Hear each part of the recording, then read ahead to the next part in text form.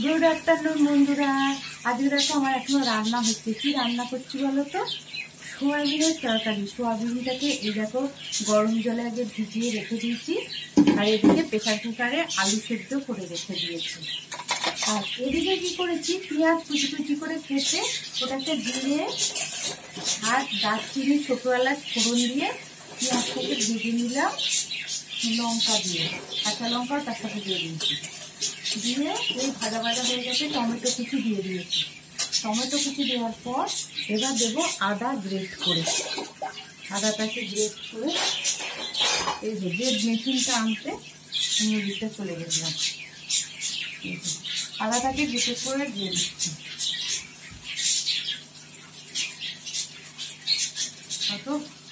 মিক্সিতে কিছুই করি না, এরকম এইসব মশলা গ্রেট করে দিই, আদা রসুন।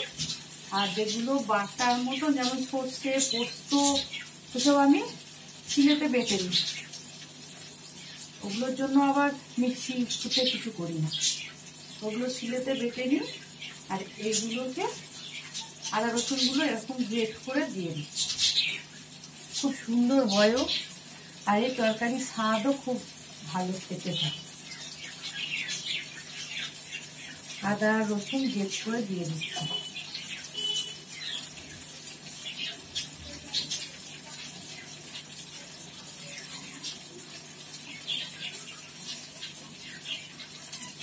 সোয়াবিনের তরকারি দিতে হবে, এটা করি, তারপরে দেখাবো বন্ধুরা আজকে আর কি কি রান্না হলো।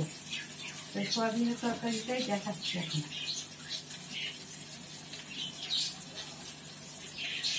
আদা রসুন দেওয়া হয়ে গেল, এবার দেবো হচ্ছে এই যে হলুদ গুঁড়ো দিচ্ছি। হলুদ গুঁড়ো দিয়ে দিলাম, জিরে গুঁড়ো দিচ্ছি, জিরে গুঁড়ো। আর একটু দেবো রঙের জন্য কাশ্মীরি লঙ্কা, একটু যাতে ভালো রঙটা হয়।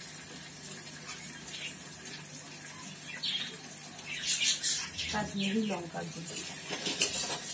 এবার মশলাটাকে কষতে থাকছে।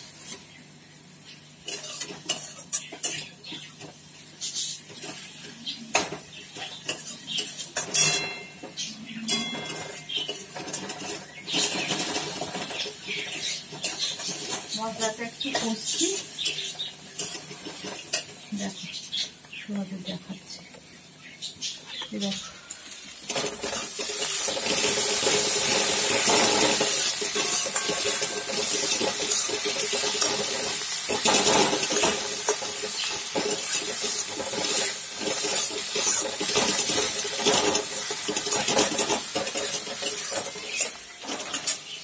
মশলাটা কষা হচ্ছে,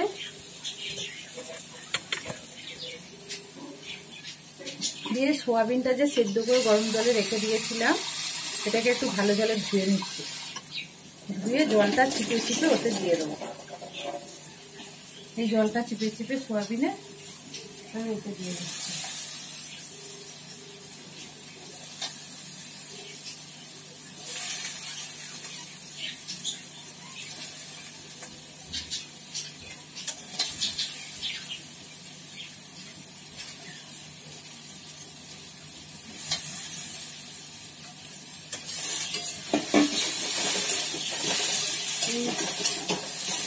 সোয়াবিনটা এবার এই মশলার মধ্যে দিয়ে কষে নিলাম, দিয়ে যা আলুটা সেদ্ধ করে রেখেছি আলুর জলটা ফেলে দিচ্ছি। আলুর জল ফেলে দিয়ে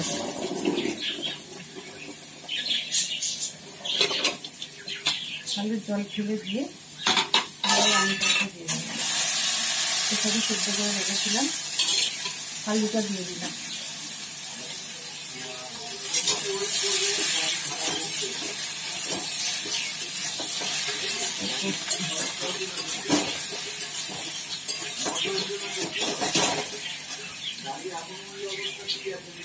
এভাবে সোয়াবিনের তরকারি আমি রান্না করি। আর করবো ডিম কারি, আর একটু করবো উচ্ছে আলু চচ্চড়ি। দিয়ে ডিমটাকে এবার সেদ্ধ দিয়ে দেবো, এই হচ্ছে আজকে দুপুরের লাঞ্চের মেনু। বাই বন্ধুরা, তোমরা সবাই ভালো থেকো, আবার পরের কোনো ভিডিওতে আসবো। বাই।